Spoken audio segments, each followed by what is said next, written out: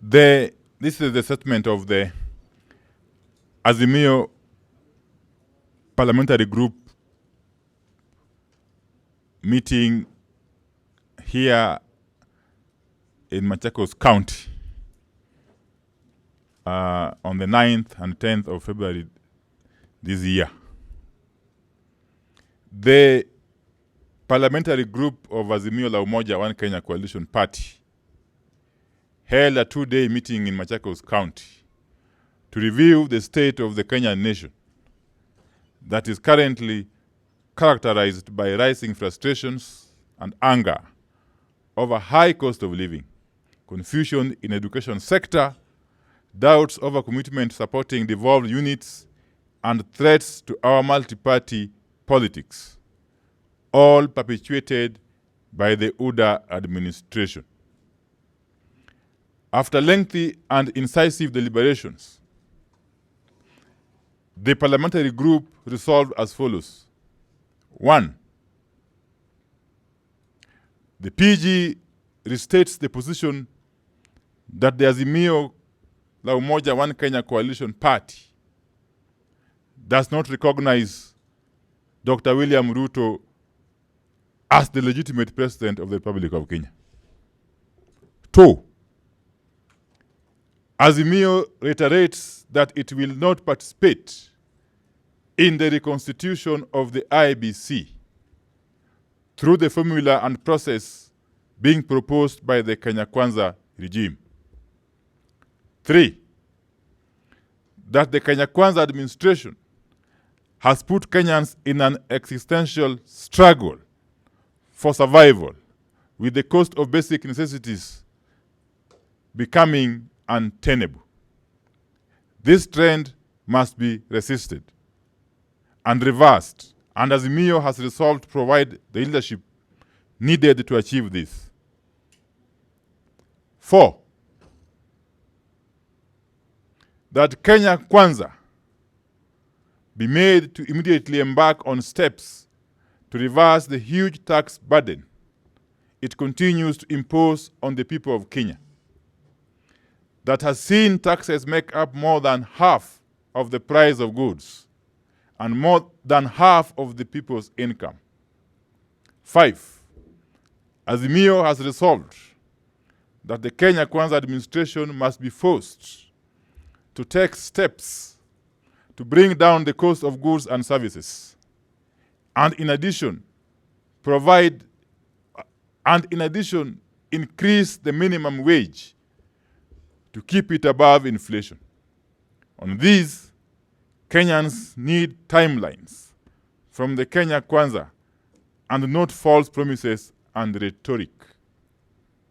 The cost of living was supposed to come down immediately the administration took power. But today, the administration does not even mention it. Unga was supposed to be trading at Kenya shillings 70 by now. 6.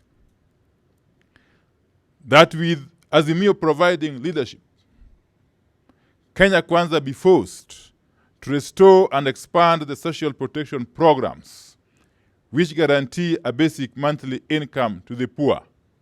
7. That with Azimio providing leadership, Kenyans mobilize and oppose plans to sell off state-run parastatals. These entities, some of which are critical to our national security, must be allowed to continue serving the public or to continue serving public good rather than lining the pockets of a few individuals.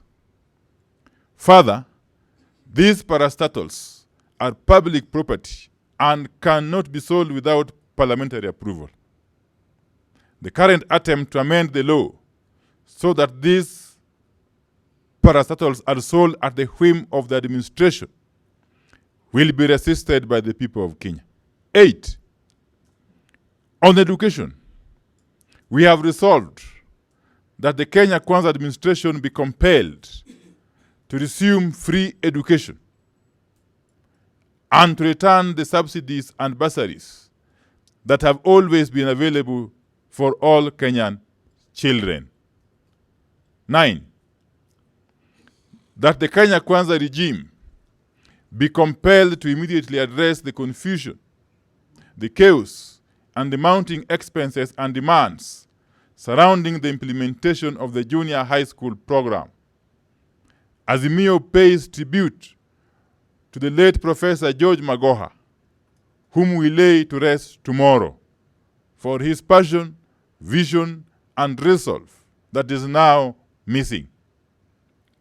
Had this administration let Professor Magoha stay, we are sure we would not have witnessed the confusion we see today. Tomorrow, members of the administration will flock to game to voice hypocritical and false praise to the late professor. Yet they refuse to allow him to finish his work of implanting the new education system, and instead elevated politics above the interests of the children of Kenya. Number 10, that we have taken note of the suffering of university and college students, and we demand that the Kenya Kwanza administration immediately release all pending help funds to help ease the suffering of students. Azimio notes that inflation has wiped out the purchasing power of the current allowances given to university students, and demands that the administration must also increase the amount available under help in light of the inflation. In addition, and to end the destitution prevailing in our campuses, Kenya Kwanza administration must be forced to restore the old catering services in all public universities to enable all students access decent meals. Open the kitchens to enable students live in dignity. Number 11, that the Kenya Kwanza administration immediately releases monies to the counties to enable devolved units offer services that are critical to our people at this very difficult time. Azimio supports the formula put up by the Council of Governors. We also support calls for the full transfer of devolved functions, including water, health, and agriculture, among others, to the counties with immediate effect. We note that over 4,000 doctors are currently unemployed, yet Kenyans cannot get the health services they deserve. Kenya Kwanza must immediately make it possible for county governments to employ these doctors as part of the process to achieve universal health care. 12, that the Kenya Kwanza regime must immediately stop all lies and release the NGCDF and NGAF monies to all constituencies to help ease the burden of the people for whom these funds are a lifeline. Severally, the regime has promised to release the monies, but failed to keep its word. Finally, number 13, we note we are currently engaged in a just struggle for this nation, a struggle for good standard of living, struggle for democracy, and struggle to safeguard our hard-won multi-party political system that is under threat. In this struggle, we shall not tolerate acts that amount to a betrayal of the dreams and aspirations of the people of Kenya. Azimio, therefore, asks its elected leaders to shape up or ship out.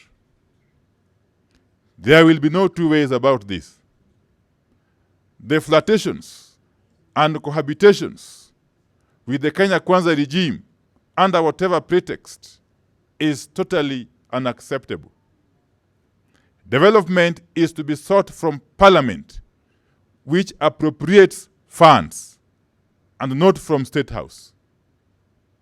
State House has no constitutional mandate or power to appropriate funds. That mandate and power resides in the two houses of Parliament, that is the Senate and the National Assembly. Our people must not succumb to the blackmail, dirty politics, and dirty money being dished out by the regime that is struggling for legitimacy. Thank you. End of statement.